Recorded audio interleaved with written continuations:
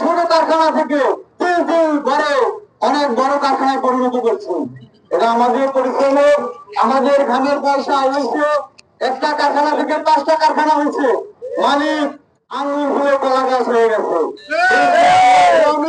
শোষিত এবং লাঞ্ছিত বঞ্চিত, আমাদের কোন মূল্য নেই, আমরা হেলার মতন পানির উপরে ভাসতেছি। সংগ্রামী ছাত্র বন্ধুগণ, আমি বলতে চাই, এই যে বড় বড় মালিকগণ, এদের পিছনে কিন্তু শ্রম আমাদের মনে রাখা উচিত যে আমরা মানুষ, আমাদেরও বেঁচে থাকার অধিকার আছে, আমাদের খাদ্য বস্ত্রের দরকার আছে। ওরা সেদিকে না তাকাইয়ে ওরা কিন্তু আমাদের দাস হিসাবে ব্যবহার করছে। সে আদিম যুগে যেরকম দাস ছিল, সে এখনো সেই দাসের মতো আমাদের ব্যবহার করছে। অতএব আমরা সেই দাসত্ব পালন করতে চাই না। আমরা চাকরি করবো, মানসম্মত ভাবে চাকরি করবো, আমরা ন্যায্য অধিকারের দাবিতে রাস্তায় নেমেছি, এটা আমাদের ভুল নয়। আমরা যখন বিভিন্ন কারখানায় ইউনিয়ন করতে পেরেছি এবং করার চেষ্টা করছি, তখন আমরা সাধারণ শ্রমিকরা মালিকদের দুশ্মন হয়ে গেছি। আমাদের ঠকাইছেন, কেউ কোনো কথা বলে নাই। ওই তখন তো আমরা ভালোই ছিলাম। ফিরে বসা দিয়েছেন, আমার পেটে ভাত নাই, পেট খালি হয়ে গেছে, সেই সন্তানরা কান্নাকাটি করে। আমাদের মামনদের ভালো একটা বস্ত্র আমরা কিনে দিতে পারি না, আমাদের ছেলে সন্তানদের আমরা স্কুলে মাদ্রাসায় পড়াইতে পারি না। কিন্তু আজকে যখন কথা বলতে চাই, কথা বলা শুরু করছি, যখন আমরা একটু লড়ে চড়ে দাঁড়াইতে চাই, যখন আমাদেরকে আমরা একটু সচেতন মিলে কথাবার্তা বলি, তখন আমাদের উপর আক্রমণ হয়, আমাদের চাকরি থেকে বের করে দেওয়া হয়। আসলে আপনারা কি মানুষ, না মানুষ নামের অন্য কিছু? সংগ্রামী ছাত্র বন্ধুগণ, আমি এতটুকু বলে সংক্ষিপ্ত বক্তব্য শেষ করছি। আমার আরো গুণজন এবং অন্যান্য নেতারা আছে, সভাপতিরা আছে, ওরা কথা বলবেন। আমি এতটুকু বলতে চাই যে মালিকদের আমি বলতে চাই, আপনারা এখনো সঠিক পথে আসেন।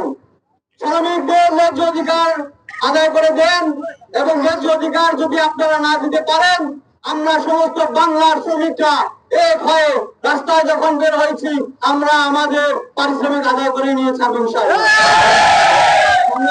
বন্ধুগণ, সবাইকে ধন্যবাদ জানিয়ে আমি আমার সংক্ষিপ্ত বক্তব্য এখানেই শেষ করছি। দুনিয়া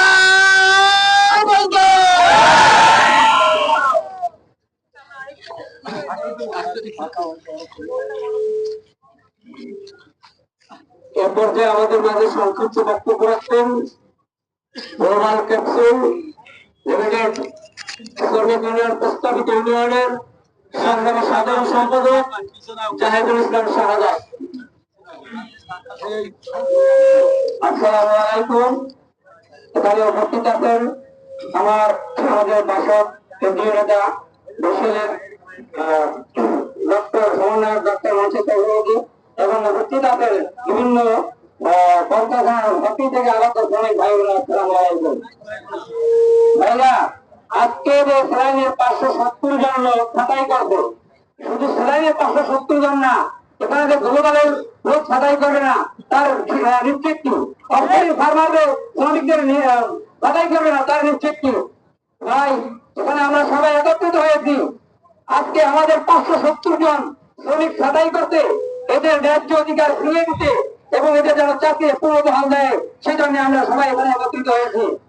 এখানে কিছু দালাল চক্র আছে ভাইরা, যে আমাদের প্রতি বিভিন্ন সময় বিভিন্ন রকমের হয়রানি করে ভাই।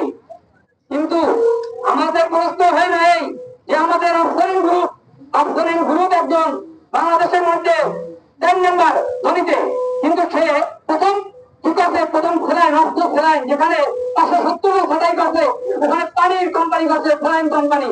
ওই পানি বিক্রি করে আজকে সে হাজার হাজার কোটি টাকার মালিক হয়েছে। সে মালিক হওয়ার পরে এখন যেই কোম্পানি থেকে এত হাজার হাজার কোটি মালিক হয়েছেন, সেই শ্রমিকদেরকে ছাঁটাই করছেন।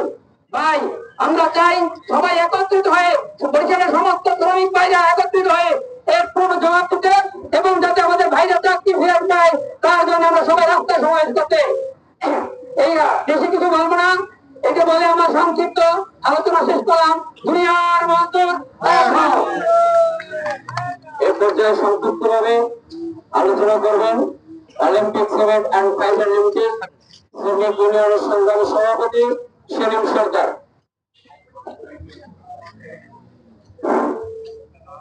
আসসালামু আলাইকুম ওয়া রাহমাতুল্লাহি ওয়া বারাকাতুহু।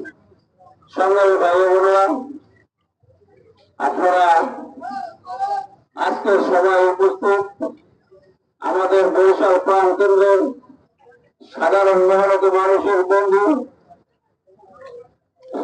অসহায় মানুষের পাশে থাকার বন্ধু ডক্টর মনীষা চক্রবর্তী এবং আরো উপস্থিত রয়েছেন বাংলাদেশ সমর্থন বিদ্যালয় বাসুদের ডক্টর শঙ্কর বরিশাল জেলা